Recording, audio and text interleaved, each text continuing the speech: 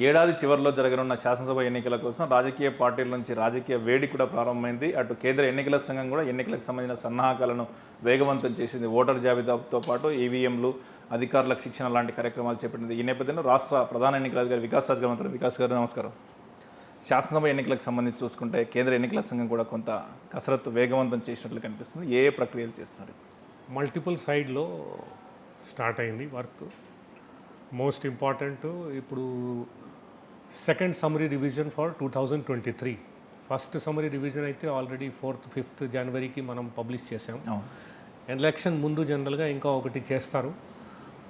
Course ఇది almost సంవత్సరం ఎండ్లో ఉంటుంది, అందుకనే తప్పకుండా చేయాల్సిందే. అందుకనే దానికి కూడా షెడ్యూల్ ఇచ్చారు. సో ఎలక్షన్ కోసం ఓటర్ లిస్ట్ ఫైనల్గా ఇంకా ఎవరైనా మిగిలిపోయిన వాళ్ళు ఉంటే వాళ్ళని కూడా నమోదు చేసుకోవడానికి ఇది ఫైనల్ అవకాశం ఇవ్వడం జరిగింది. సో దీనికి ఇప్పుడు ఫస్ట్ ఫేజ్లో ఈ బిఎల్ఓస్ని డోర్ టు డోర్ వెళ్ళి చూసి ఇంకా ఎవరైనా నమోదు చేయాల్సింది ఉంటే వాళ్ళ లిస్టు తయారు చేసి వాళ్ళ దగ్గర నుంచి ఫామ్ 6 తీసుకొని నమోదు చేయడానికి ప్రక్రియ మొదలుపెట్టాము. దాంతో సహా కోర్స్ ఇంతకు ముందు కూడా కొంత పొలిటికల్ పార్టీస్ సైడ్ నుంచి కూడా ఈ పాయింట్స్ కొన్ని డోర్ నంబర్స్ అప్డేషన్ జరగలేదని ఆ ఎక్సర్సైజ్ కూడా నడుస్తుంది. సో ఈ రెండు ఎక్సర్సైజ్ ఇప్పుడు జరుగుతున్నాయి. ఫైనల్గా డ్రాఫ్ట్ పబ్లికేషన్ ఆగస్టులో చేసి ఫైనల్ పబ్లికేషన్ 4th of అక్టోబర్లో జరుగుతుంది. సో దీనికి ఈఆర్ఓస్తో ఒకసారి మీటింగ్ పెట్టాము. ఎందుకంటే ఈసారి మనం ఈఆర్ఓనెట్ 2ని ఫస్ట్ టైం వాడుతున్నాము. మీకు తెలిసిందే ఈఆర్ఓనెట్ 2 అంటే కొద్దిగా మంచి ఇంకా ఫెసిలిటీస్తో రావడం జరిగింది. దాంట్లో ట్రైనింగు ఆపరేటర్స్కి, ఈఆర్ఓస్కి అందరికీ ఇవ్వడం జరిగింది. అట్లాగే మొన్న ఈసీఐ నుంచి ఈవీఎంస్కి ఫస్ట్ లెవెల్ చెకింగ్ స్టార్ట్ అవుతుంది 12th of June నుంచి. దానికోసం 26th నాడు ఈసీఐ టీం వచ్చి అందరు డిఓస్తో ట్రైనింగ్ ఇవ్వడం జరిగింది. ఈసారి మొత్తం మనం ఈసీఐలో తయారు చేసిన ఈవీఎంలు వాడుతున్నాం. Latest version M3 version, latest version మన దగ్గర ఆల్రెడీ వచ్చేసినాయి. ఆల్రెడీ ఆల్ గోడౌన్స్కి కూడా పోయినాయి. సో మన సైడ్ నుంచి ఫస్ట్ యూజర్ యాక్సెప్టెన్స్ టెస్ట్ మన లెవెల్లో జరిగింది. తర్వాత ఇప్పుడు in front of political parties ఈ ఫస్ట్ లెవెల్ చెకింగ్ జరుగుతుంది. So that 12th of June నుంచి స్టార్ట్ అవుతుంది. ఎలక్షన్ డ్యూటీలో ఉండే అధికారులకు, పోలీస్ అధికారులు కావచ్చు, రెవెన్యూ అధికారులు, వీళ్ళ బదిలీలకు సంబంధించి కూడా కొన్ని మార్గదర్శకాలను కేంద్ర ఎన్నికల సంఘం జారీ చేసినట్టు. కరెక్ట్. సో అది ప్రతి సంవత్సరం ప్రతి ఎలక్షన్ ముందు అది వస్తుంది.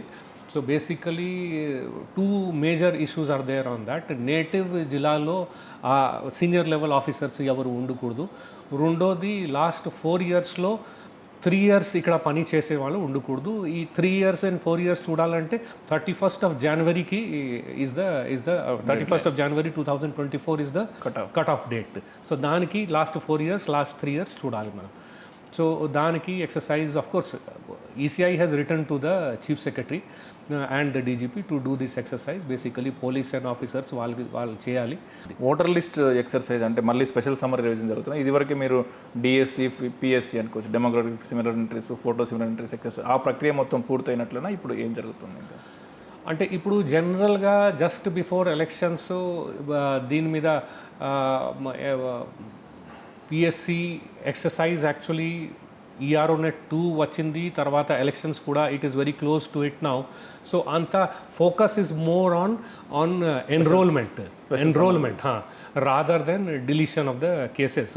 ఆఫ్ కోర్స్ డిలీషన్కి అంటే బేసికలీ ఈ సస్పిషియస్ కేస్ మనకు ఇట్లాంటి ముందుకు దొరికినాయి అంటే వాళ్ళకి మనం ఒక సెపరేట్ లిస్ట్ తయారు చేస్తాం. ఇంటర్నల్లీ మన దగ్గర ఉంటుంది. ఏఎస్డి లిస్ట్ అంటాం దాన్ని, absent, dead and shifted voters. దానికి లిస్ట్ తయారు చేసుకొని అది మా దగ్గర పెట్టుకుంటాము. అంటే basically to check in the polling station whether these people are actually these people are somebody else is coming as by impersonating their names. The entire exercise of special summary revision will be talking more about enrollment and voting, అంటే increase of voting percentage.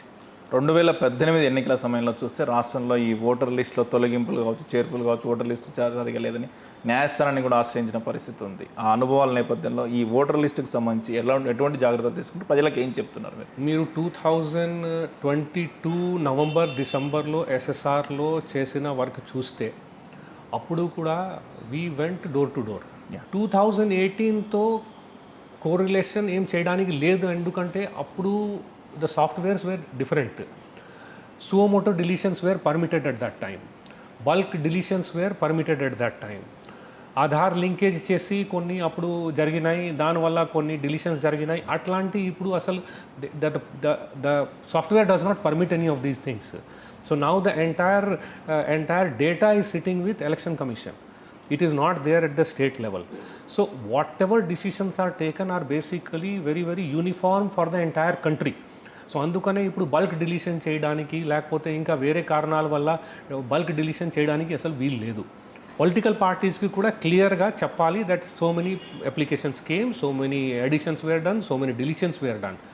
Not only that, CEO వెబ్సైట్లో కూడా ప్రతి నెల ప్రతి polling స్టేషన్లో ఎంతమందిని add చేసాం వాళ్ళ లిస్టు, ఎంతమందిని డిలీట్ చేసాం వాళ్ళ లిస్టు ఈరోజు కూడా అవైలబుల్ ఉంది. ఓకే, అంటే 1/1/2022 ఆన్వర్డ్స్ చూస్తే ఈరోజు కూడా అవైలబుల్ ఉంది, ఎవరైనా చూడొచ్చు. సో టోటల్ ట్రాన్స్పరెన్సీ మీద lot of focus was there. So ఇట్లాంటి ఏమైనా ప్రాబ్లం ఉంటే political parties would have already told us by now. So అట్లాంటి ప్రాబ్లం రాదు ఈసారి మేము భావిస్తున్నాం. పొలిటికల్ పార్టీస్ రిప్రజెంట్ మీరే చాలాసార్లు సమావేశమయ్యారు, జిల్లాల్లో కూడా సమావేశం జరుగుతున్నాయి. ప్రధానంగా ఈ పొలిటికల్ పార్టీస్ నుంచి మీకు ఎటువంటి సజెషన్స్ వస్తున్నాయి? By and large they were happy with the situation. GHMC పరిధిలో కొన్ని డోర్ నంబర్ సరిగా లేదు, అట్లాగే ఇది పోలింగ్ స్టేషన్ పరిధి కరెక్ట్గా డిఫైన్డ్ లేదు. ఒక ప్లేస్లో ఉన్న వాళ్ళు వేరే ప్లేస్కి వెళ్తున్నారు, లేకపోతే నేబర్సు వేరే వేరే పోలింగ్ స్టేషన్కి వెళ్తున్నారు. కొన్ని సందర్భాల్లో ఒకే ఫ్యామిలీ వాళ్ళు ఇద్దరిని ఒక ప్లేసు ఇంకా ఇద్దరిని ఒక వేరే పోలింగ్ స్టేషన్లో పెడుతున్నారు. ఇట్లాంటి కొన్ని ప్రాబ్లమ్స్ ఉన్నాయని దీన్ని సెట్ చేయండి అని ప్రపోజల్ కూడా వచ్చింది. అంటే 2-3 సారి పొలిటికల్ పార్టీస్ నుంచి ఇట్లాంటి మాకు రావడం జరిగింది. ఓటర్ గుర్తింపు కార్డులు పంపిణీ చేస్తామని చెప్పారు. గతంలో 18 ఇయర్స్ వచ్చిన పంపిణీ చేస్తాం ఫ్రీగా పోస్టుల ద్వారా పంపిస్తాం. ఆ ప్రక్రియ ఎంతవరకు వచ్చింది? ఇంకా ఓటర్ గుర్తింపు కార్డుల పంపిణీ ప్రక్రియకు సంబంధించి ఏం చెప్తారు? లాస్ట్ ఇయర్ నుంచి ఎలక్షన్ కమిషన్ ఒక 6 సెక్యూరిటీ ఫీచర్స్తో కొత్త ఎపిక్ కార్డ్ని పెట్టడం జరిగింది. సో దానికి ఫస్ట్ ఫేజ్లో ఆల్మోస్ట్ మాకు అంటే ఏరియర్స్ చాలా ఉండిపోయింది. ఒక ఆల్మోస్ట్ 1.5 ఇయర్స్ నుంచి there was no distribution of EPIC cards. అందుకనే నవంబర్ డిసెంబర్ నెలలో మనం almost 15-16 lakh EPIC cards distribute చేయడం జరిగింది. ఇంకా ఒక 8 to 9 lakhs ఇప్పుడు మా దగ్గర సెకండ్ ఫేజ్లో ప్రింట్ ఆర్డర్ ఇచ్చాము. ఈ ప్రింట్ ఆర్డర్ మేము మళ్ళీ జనవరి ఫిబ్రవరిలో ఇచ్చాము. కానీ ఏమైంది అంటే we were one of the first states in the country to finalise our tender and go for this printing. So వాళ్ళు కాంపిటీషన్లో పడి మళ్ళీ చాలా తక్కువ రేట్ ఇచ్చేసి మా దగ్గర వచ్చారు. కానీ దాని తర్వాత he was having difficulty in printing it. దానివల్ల చాలా డిలే చేస్తున్నారు. ఫస్ట్ ప్రింటింగ్ ఆర్డర్ కూడా మేము వాళ్ళకి ఎప్పుడు ఇస్తే అల్టిమేట్గా ఫైనల్గా నవంబర్ డిసెంబర్లో ఇచ్చారు. సెకండ్ ప్రింటింగ్ ఆర్డరు జనవరి ఫిబ్రవరిలో ఇస్తే ఇప్పుడు జస్ట్ ఒక 50-60% of the supply he has made. So అది ఇప్పుడు డిస్ట్రిబ్యూషన్ జరుగుతాయి. ఇంకా ఇక్కడ నుంచి మనం ఎట్లా డిస్ట్రిబ్యూషన్ చేయాలి దానికి మేము కర్ణాటక వాళ్ళతో కొంత అడిగాము, మీరు ఎట్లా చేయగలిగారు? ఎందుకంటే ఈ లాస్ట్ మూమెంట్లో ఇప్పుడు 4th of October మేము ఫైనల్ పబ్లికేషన్ చేస్తాము ఎలక్షన్ దగ్గర. దాని తర్వాత మా దగ్గర ఇంత టైం ఉండదు ఇంత చేయడానికి. కర్ణాటక పంపించాము మా వాళ్ళని, అక్కడ వాళ్ళు ఎట్లా చేశారు, హౌ ఫాస్ట్గా వాళ్ళు ఎట్లా చేయగలిగారు అది చూడడానికి. ఆ రిపోర్ట్ నెక్స్ట్ 2-3 డేస్లో మా దగ్గర వచ్చేస్తుంది. సో దాని ప్రకారం మేము కూడా అదే సిస్టమ్ ఫాలో అయిపోయి దాని తర్వాత ఇప్పుడు నుంచి after that once that system is adapted we should be able to print in 10-15 days and deliver the cards. So ఆ ప్రాబ్లం రాకుండా we should be able to find out a solution. రాష్ట్రంలో ఇప్పటికే ఎన్నికల వాతావరణం వచ్చింది, వేడెక్కింది అనుకుని చెప్పుకోవచ్చు. సహజంగా మనకు ఉన్నది జనవరి 16 చివరి అంటే ఆలోగా అసెంబ్లీ ఫామ్ కావాల్సి ఉంటుంది. చివరిసారి చూసుకుంటే డిసెంబర్ 7న పోలింగ్ అయింది. మీకు ఎటువంటి ఆదేశాలు ఉన్నాయి? ఎప్పుడు ఎన్నికలు జరిగే అవకాశం ఉంటుంది? మీకు ఏమైనా సమాచారం? We have election calendar. ఇప్పుడు మాకు ఇట్లాంటి ఎలక్షన్ క్యాలెండర్ ఇస్తారు ఎలక్షన్ కమిషన్ నుంచి. సో దీంట్లో 6 months ముందు ఏం పని చేయాలి, 4 months ముందు ఏం పని చేయాలి, 3 months ముందు ఏం పని చేయాలి, ఇట్లాంటి డీటెయిల్స్ ఇస్తారు. 6 months బిఫోర్ వాట్ మీరు అడగచ్చు, 5 months before what. Yes. So దానికి మేము ఏం తీసుకుంటామంటే లాస్ట్ టైం ఏ డేట్కి ఎలక్షన్ జరిగింది. So last time 7th of December election జరిగింది. So we go by 7th of December. 7th of December ప్రకారం అన్ని అరేంజ్మెంట్స్ మాకు దాని ప్రకారం ఉంటాయి. Of course election commission taking in to consideration various things and various aspects and other స్టేట్స్లో ఏం జరుగుతున్నాయి, ఎవరితో కలిపి చేయాలి, అవి అంతా చూసుకొని అవి లాస్ట్లో డిసైడ్ చేస్తారు. So those dates will come as and when they come. So మీ లాస్ట్ డేట్ ప్రకారం ఇప్పటికైతే మీ సన్నాహాలు చేసుకుంటున్నారు. Yes yes. Thank you Vikas Raj గారు. Thank you. ఇది రాష్ట్ర శాసనసభ ఎన్నికలకు సంబంధించి కేంద్ర ఎన్నికల సంఘం ఆదేశాల మేరకు చేస్తున్న సన్నద్ధతలపై వికాస్ రాజ్ గారితో ముఖాముఖి. కెమెరామెన్ రమేష్తో రఘువర్ధన్ రెడ్డి, ఈటీవీ న్యూస్, హైదరాబాద్.